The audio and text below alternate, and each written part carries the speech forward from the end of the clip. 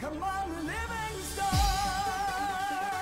We're gonna go on and on and on. Together we can make it. We're gonna go on and on and on. Come on, living stone. Knocks it through. Mullen bursting into the box. Josh Mullen. Together we can make it. Mullen's ball across. It's turned in. It's Pittman who's got it. Livingston leads. Can they get the ball back in? O'Brien. Lead! And Livingston have the lead! Man, can score. If we march to The full-time whistle blows and David Hayes celebrates. And the Livingston fans join in exultation. come on, living Livingston have the lead against Rangers, and they are certainly rising to a few occasions on their return to the top flight in Scotland. Hello and welcome back to Talk Livi, the podcast dedicated to everything Livingston Football Club and Scottish football. My name's Euan and today I'm joined by Angus. The only reason I'm joined by Angus today is because it's pissing down. The sun isn't out. Angus doesn't turn up for Talk Livi when the sun's out. How you doing, mate? I'm not too bad. I'd like to put on record that, usually it's me who's late for these things as well, but this time it was Euan who was getting out of his bed at 12 o'clock as well. Says he had work meetings, but I'm not quite sure if I'm believing that, to be fair. Absolutely not having that. I was awake. I might have been in bed, but I was on a Teams call for work. So, yes, I'm using my lunch break to give Livingston fans the content they crave during the week, which is another episode of Talk Livi. But as always, you can find this episode as well as all our others on your preferred podcast streaming site. Just search for Talk Livi, so follow us or subscribe to ensure that you don't miss another episode. We'll kick this episode off by discussing our victory over Kelty Hearts as the Lions progress to the last 16 of the League Cup. We'll then look ahead to our league opener as we welcome Rangers to Tony Macaroni Arena.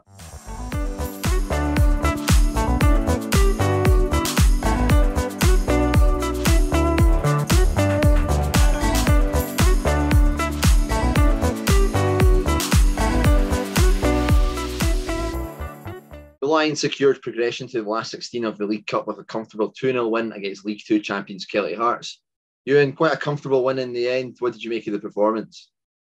Yeah, as you say, it was probably as professional and comfortable as you could get. I think we maybe could have had another couple of goals to cap off what would have been a pretty decent performance, but can't really have any complaints. But before we go into really talking about the game in depth, Angus, a new arrival, Livy announcing a signing on the pitch. I mean, we are so big time now, aren't we?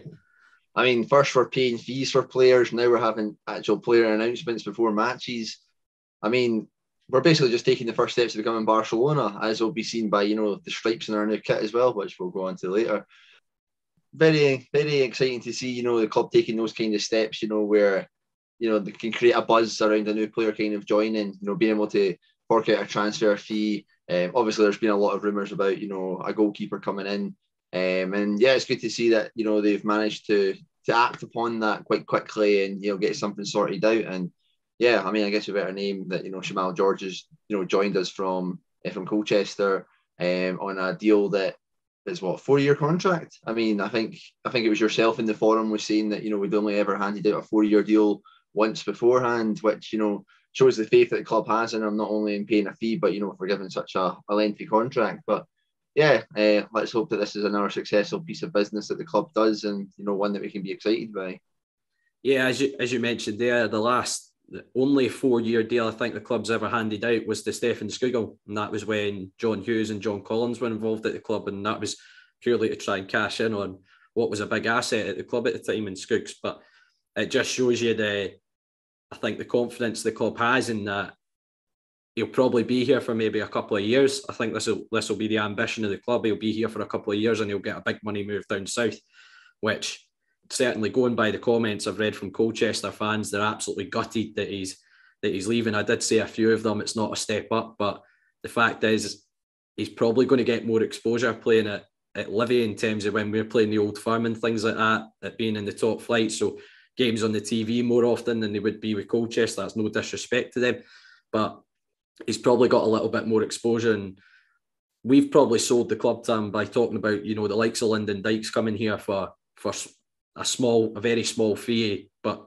big money for us to spend, and then moving on for a big money move down to the Championship. So that'll be probably part of the selling process that Davy did with Shamal. But I think credit needs to go to the board for, you know, allowing Davy to use those funds to go and bring in a goalkeeper. And I mentioned it last week when we were doing question time, certainly with Bruni. I think it's been a position that we've not had, in my eyes, a nailed down number one since Liam Kelly.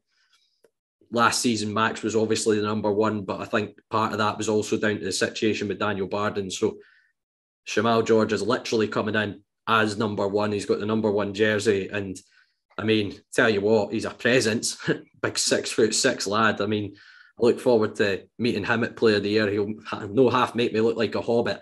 But think of how many chairs you're going to have to stand on to get a photo next to them. I know. I needed one for Nicky Devlin. I'm going to need about 3 or 4 stacked up with yellow pages on top of that. But unbelievable. Big guy, big presence. And as I say, it's always encouraging when you see fans of the club that they're leaving be so complimentary about him. I think he got the Player of the Year as well last year. So, and Davy, listening to the little VT or the little video we did with, you know, the announcement, Davy was talking about he had some of the best stats for a goalkeeper under the age of 25 in Europe, which again is very, very encouraging. So welcome to the club, Shamal, and we hope that you can keep that form that you had at Colchester going. But to go on to the game, it was a bit stop-start early doors. Christian Montano, I feel sorry for Christian.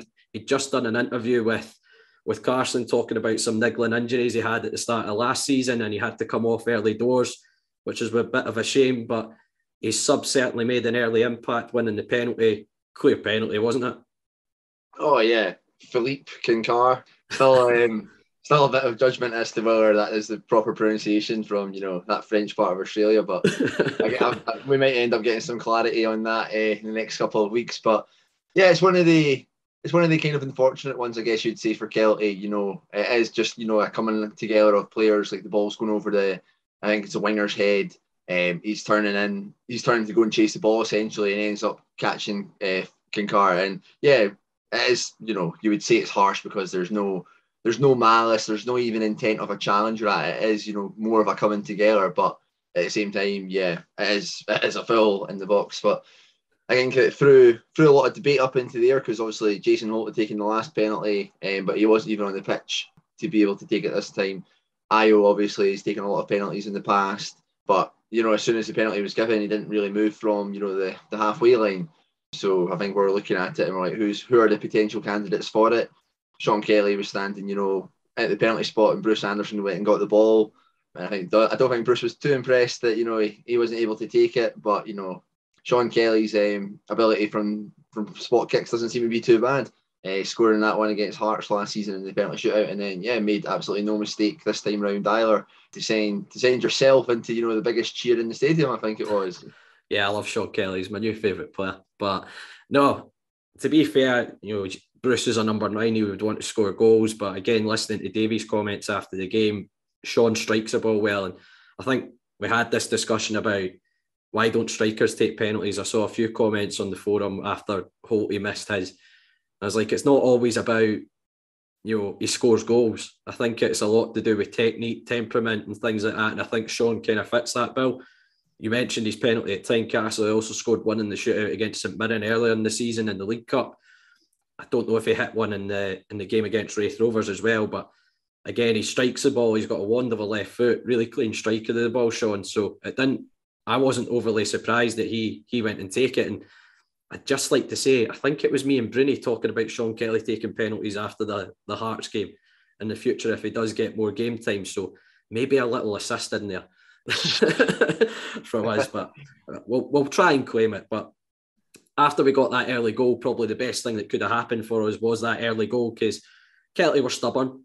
They sat in, they made it very difficult, like we've done to many a team in the past. But they did make it difficult, but we certainly had chances. Like Anderson had a header that went wide. Pitts has had a shot blocked from about the penalty spot. Nicky Devlin's had a shot which is parried by DJ. And then Anderson's had another one where he's turned and it's been saved as well. Bahambula's had a chance first half. So we were really in cruise control, I thought, first half. What were your thoughts? Yeah, it was just very comfortable. I think, the first half, they didn't have a single effort on goal at all. I'm not even sure if they had any corners or anything like that. But yeah, it was just basically us kind of keeping the ball. And in games like that, I think it's, sometimes the biggest kind of obstacle can be yourself. When a team's offering you that much possession and that, and whenever we're trying to keep the ball, and that at times, you do have to pass it around the back, to try and wait for those openings to create up. The crowd can, sometimes get a bit on their back for that, but it's all part and parcel of those kind of games. You need to keep the ball. You can't just keep on trying to force it, because that's when you start becoming rash and, start giving the ball away cheaply, and then you start giving them more confidence that they can come into it. So I think from that aspect, we handled the game, tremendously well. Perhaps we could have been a wee bit more, penetrating, from an attacking point of view. I think I was speaking to you about how, with like the kind of team that we were playing, we didn't maybe need, that kind of holding midfielder. We could have done with somebody who was, maybe just more of a box-to-box presence in the likes of Sean Kelly. Not saying that he was playing bad at all, but you can sacrifice having that wee bit more cover, I think, in a game like that where you are having 70% possession of the ball. But again, that's just a wee nitpick. And I think David also said that he was looking to make a team that would probably mirror what will play against Rangers this weekend. And if that's the case, then there's no complaints there, because we're obviously not going to be playing the same kind of way. Giving minutes to the guys who are going to be playing in that match is crucial, because it's still essentially pre-season at this point. So yeah, I think just very, very professional first half from us. Yeah, I agree with you to an extent, Angus. I think sometimes in these games you just need to have a bit of patience with it, and we've done it to so many teams in the past. We do it quite often when we play the Old Firm and things like that. Sit in, try to be very difficult to break down, and take your opportunities on the break. As you said, there was maybe the odd time where we forced it and we looked a little bit exposed in the counter attack. That's one thing I would maybe say kind of theme in the League Cup games, when we've been probably the team with the onus on them to go and break a team down, and we've been caught out, I think, maybe a little bit too easily on the counter-attack. So that's maybe something the management team will be looking into going into the league campaign, certainly. But yeah, second half, we probably should have had the game out of sight. Bruce Anderson's had a fantastic opportunity from about the penalty spot. You'd expect Bruce to put away, and it's ended up being a fairly comfortable save for DJ. But we did get that second goal later on.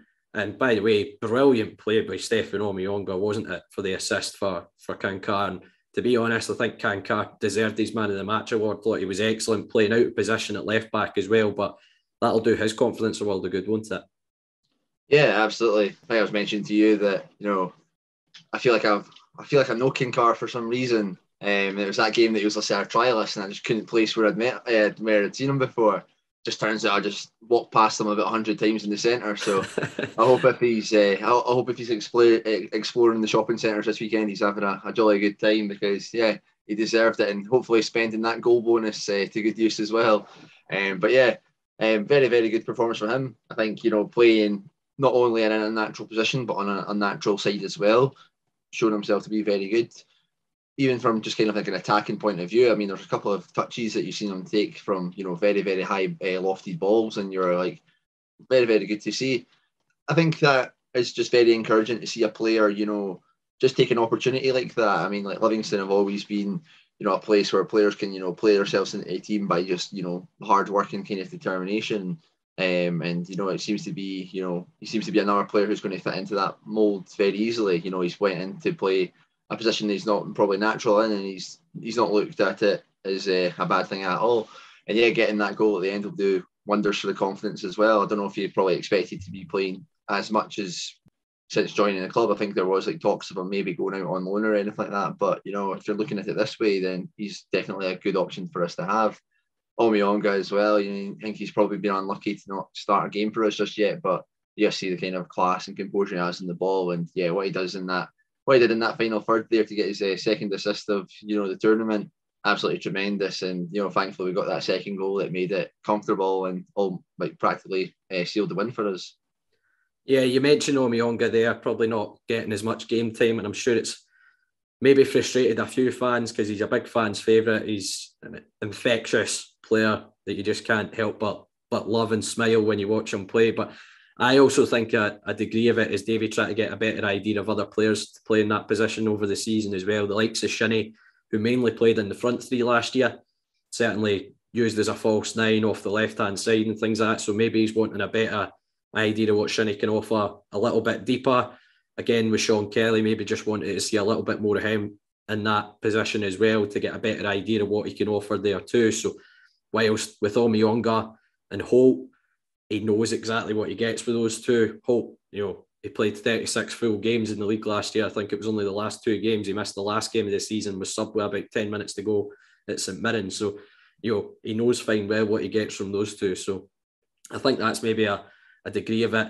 And certainly there was a few folk round us questioning why Jacko wasn't put on at left back when Montano was injured. But I believe Jacko had a knock and was almost just filling a jersey on the bench. And I think Davy confirmed that after the game as well. So I wouldn't read too much into that situation personally. I think a few folk were trying to. But yeah, Davy kind of came out and confirmed that. But no, it was a solid performance, but it's seen us into the last 16 as well. Angus, we've probably got a relatively decent draw given the fact we were unseeded with Dundee United at home. Last season, we took 7 points from a possible 9 against them. So what's your thoughts on the draw for the last 16?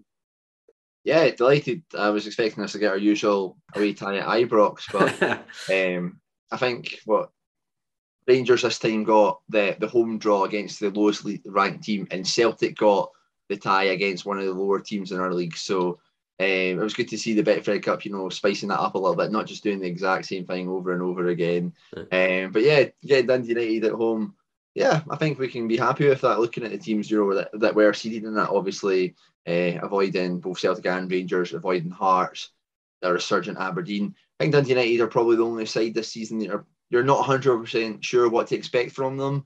Made some cracking signings with, keeping Dylan Levitt and, Stephen Fletcher coming in as well. There's also that kind of uncertainty as to, Tam Courts has left and Jack Ross has came in, so you don't know what's going to happen there either.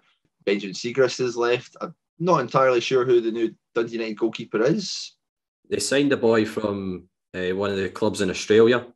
Can't remember his name, but that's, I think, their new number 1 goalkeeper came in from Australia. So it'd be interesting to see what he has to offer, because Siegrist was arguably one of Dundee United's best performers, certainly in the last couple of seasons. So I wasn't surprised to see him moved on. He was getting linked with some big clubs as well. I think he was linked with Man United at one point, going in maybe as a third choice. So yeah, I agree with you. They've, on paper, made some decent business, like you mentioned, getting Levitt permanently. I think he's a really classy player in the middle of the park. Stephen Fletcher, probably Dundee United's biggest problem last year was scoring goals. And Fletcher's got a pretty much proven track record everywhere he's been of getting goals, and I think he'll probably be a good addition for them. But as you say, new manager in the door, albeit Jack Ross is pretty tried and trusted in terms of Scottish football, but be interested to see what they have to offer. But yeah, it'll be a tough game, I'm sure, but certainly if you look at the draw as going in unseeded, it's probably one of the ties I would have taken going into it, but it gives us a home game against fellow opposition in the league that we've got a good record against since they came up. I'd fancy our chances to have a go at getting to the last 8 once again, and hopefully that is the case. Yeah, definitely achievable. As you said, got such a good record against Dundee United, both home and away in recent years. Even going back to that last season in the Championship, we've turned them over a good couple of times. So yeah, it'll be interesting to see, and of course we'll be welcoming Craig Sibbald back very quickly. Hopefully he won't be having too much joy against us, but yeah, definitely a game that we should be looking forward to, and not one that we should be fearing at all, and we can hopefully put ourselves into the quarterfinals.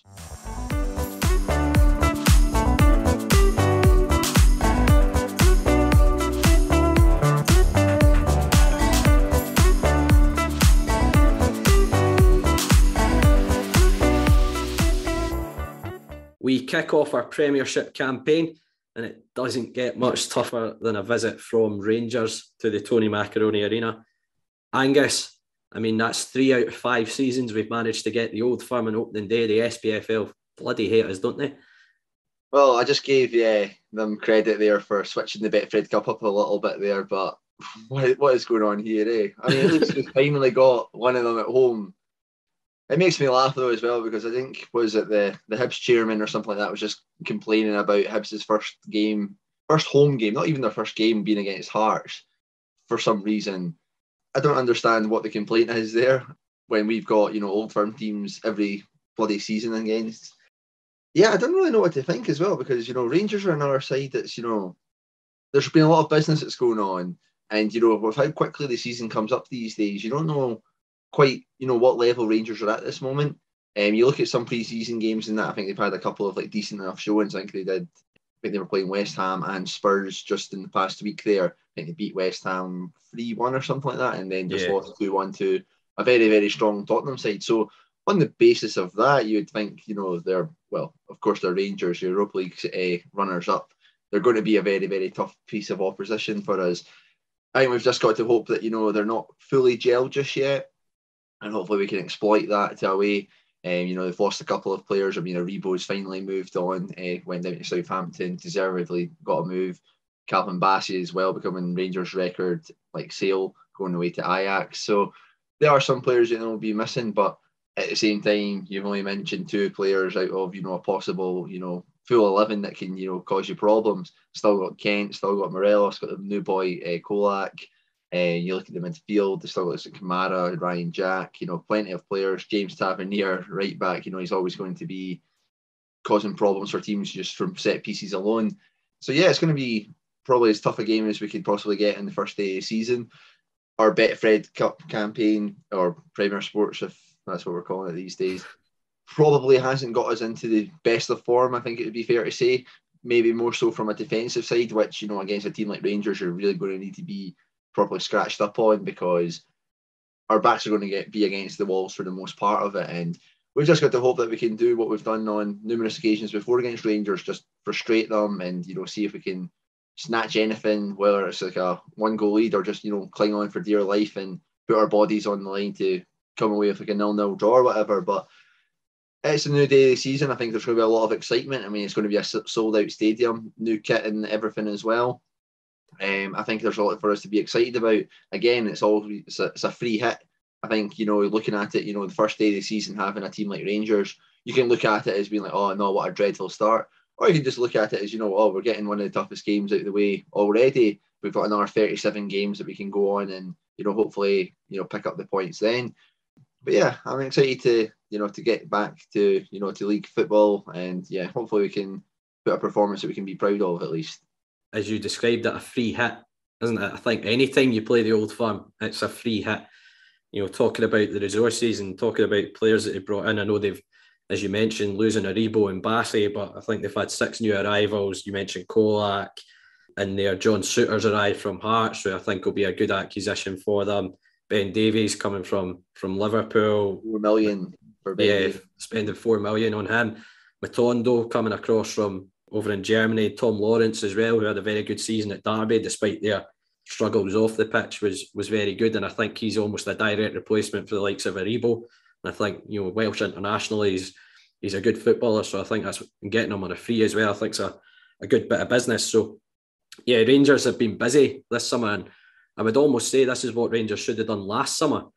After winning the league, they should have been trying to expand on the squad and make the squad stronger on the whole. And I don't think they did that last summer. And while Celtic did do that, I think that's why Celtic jumped ahead of them in terms of winning the league. But it's as tough a game as you can get on opening day. The only way it probably would have been tougher is if it was at Ibrox.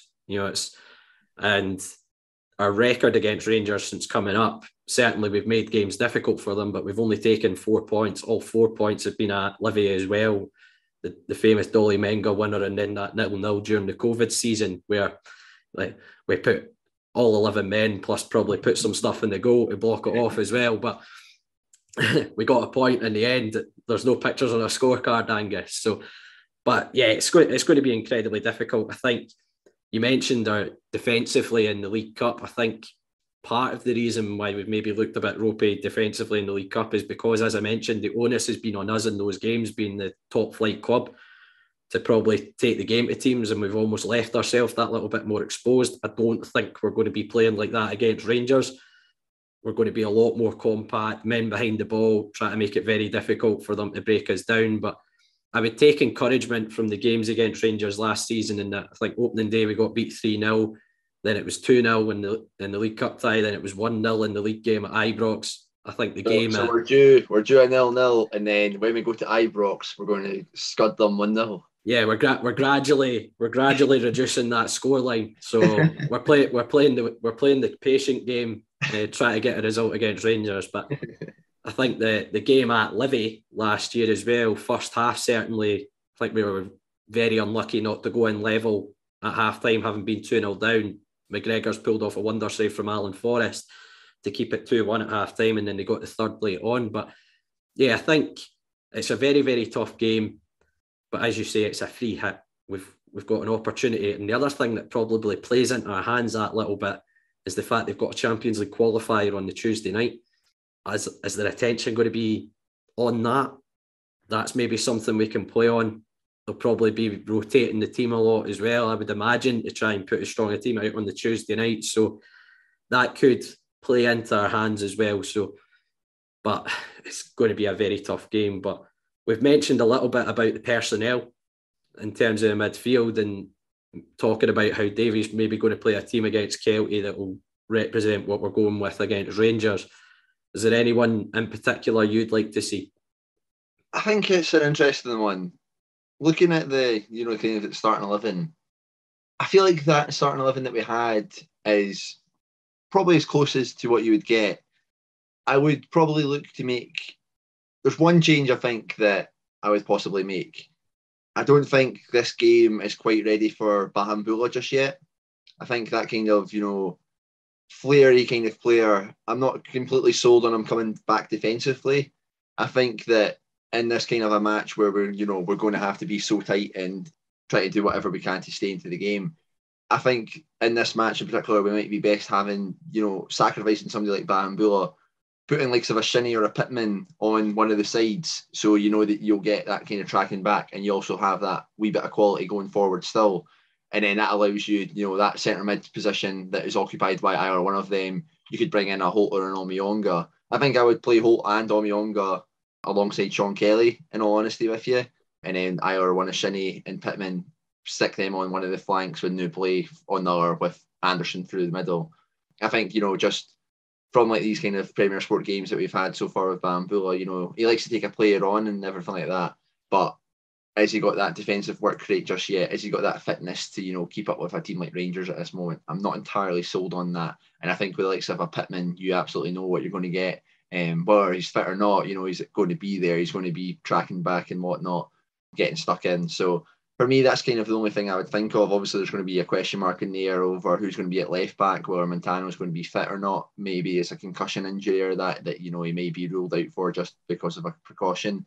But yeah, I think in terms of like the midfield and attack, that's how I would like to see us going forward to give us the best chance. Yeah, I think Davies got a bit of a headache on his hands, but I was talking about it at the weekend. Do you put Sean Kelly in for his height as well? You mentioned Tavernier, his dead ball delivery is always so consistently good. So the problems Rangers could cause us from set plays, do you get Sean in almost for just a little bit extra height defensively in the midfield? I agree with you on Shinnie. I would, if we're certainly going with a 4-3-3, I think it will probably be more like a 4-5-1 for large spells of the game. But I would probably have Shinnie in on one of the sides, mainly for his ball retention. I think you saw that against Celtic last season when he played as the false nine. He was getting us up the park really well in terms of holding on to the ball. And I think one of the games against Rangers as well, I think the league game again, his ball retention was very good when he did get on the ball. So I would maybe put Shinnie into the front three for that as well. And because he's an experienced campaigner, knows the pace of the game, knows what it's like playing the Old Firm, probably will offer you a little bit more defensive cover in terms of being a bit more switched on for that. But, if we're playing a 3, Pitts is nailed on to start. which one do you drop? Which one do you drop out of the likes of a Holt or Romionga if you're going to play them in the midfield three? I know you mentioned putting Pitts a wee bit further forward to be defensive, but whether he does that or not remains to be seen. So it'll be interesting to see what Davy does. I think James Penrice is back training today, so he might be in contention for left back. As you mentioned, if it's a concussion with Montano, he'll probably be ruled out until the following week. So, which is a shame for him because I think he was picking up a little bit of form from those Premier Sports games. But yeah, it'll be interesting to see what Davy does. As I said, it's more likely we're going to end up playing a 4-5-1 for large spells of the game rather than a 4-3-3 going all out attack against them. So, it'll be interesting, but I'll push you on a prediction, Angus. What are you thinking? I don't know if it's just the new season, kind of like putting up a bit of optimism. I think usually when we do this, we're quite prone to putting like a 3-0 or a 4-0 or that. I'm not quite going to predict us getting any points just yet, but I'm going to keep it as I think Rangers won 1-0. I could see this being a game that, it's the first game that's going to be on Sky Sports, and Twitter's just going to be full of what an absolute disgrace to be showcasing the Scottish football like this. See due to that, actually, screw the 1-0. We're going to go 0-0. That is the prediction. It's going to be branded the worst spectacle, the pitch is a disgrace, the team's a disgrace, and I'll absolutely love every second of that. Screw it. We're going 0-0, Euan. Yeah, I'm with you on the absolutely loving the abuse that we're going to get if it finishes in a draw, and the stick that the pitch is going to get, our style of play is going to get, absolutely everything about the football club is going to get slaughtered. Again, I don't know if it's the early season optimism, and I'm still feeling emotional after seeing the new kit get launched, but I feel we're due a result. Against Rangers. I'm going to go 1-1. I'm going to go 1-1, Angus. And incoming abuse, I welcome it. At Talk Livi on Twitter, Rangers fans, just give it to us. It would be absolutely brilliant. But we mentioned it a couple of times, Angus, the new kit. Oh, is it not just beautiful? Is it not just one of the most beautiful things you've seen? I'm welling up thinking about it. It's so damn beautiful. Good things come to those who wait, and we've had to wait longer than every other team in the world to get their new kit this season. But yeah, completely sold on it. Question marks on the collar, but other than that, yeah, I'm very happy. I'm looking forward to going down and grabbing that for the new season start. And yeah, a really nice kind of look. We've never had anything that's kind of like that. We've had obviously the famous like deck chair home kit many years ago under Richard Gough, but yeah, big fan of it. The wee pinstripes, very nice, very fancy. Yeah, I think in a couple of years we'll be looking back at that and being like, oof, what a cracker of a kit that was. Yeah, I mean, feel free to get in touch with us, fans, if you disagree with me, but I reckon that's one of our best ever home kits. I go as far as saying that. I think, as you mentioned there, Angus, it's just a bit different from what we've ever had in the past. You mentioned the deck chair being a standout in terms of looking different, and the white number, the white with the orange shorts that we had in our UEFA Cup campaign. But yeah, this one really stands out for me. It's an absolute peach of a kit, and as you say, good things come to those who wait. Massive credit to the media team. I think the kit reveal was excellent. Seeing some of the old kits from days gone by as well as our man Nicky Devlin got to reveal it. But yeah, it's an absolute peach of a kit, and I can't wait to see us win a treble in that kit as well. That'll be really special, and that'll make that kit even better than it already is. But yeah, hope to see you all at the Tony Mac for the game against Rangers, and hopefully we can produce a little bit of an upset on the opening day.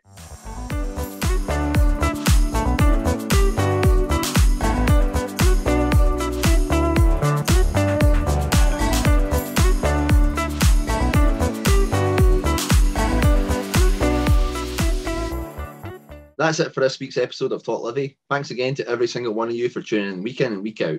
If you can, we'd love to hear your feedback. Either leave us a review on iTunes or simply message us on Twitter, Facebook or Instagram. As Angus said, we're on Facebook, Twitter and Instagram. Search Talk Livi to find us, and you'll find all the links to our weekly episodes on there as well. You can also find all our episodes, including this one, on all good podcast streaming sites, including iTunes and Spotify. We're also on YouTube, so don't forget to subscribe to the channel. And if none of those options suit you, all you have to do is head to our website, talklivipodcast.libsyn.com, where you'll find every single episode we've done over the last few years. That's it for this week. Thanks again to all our listeners for tuning in. Let's hope for another great week following the Lothian's finest football team. Go on, Livy!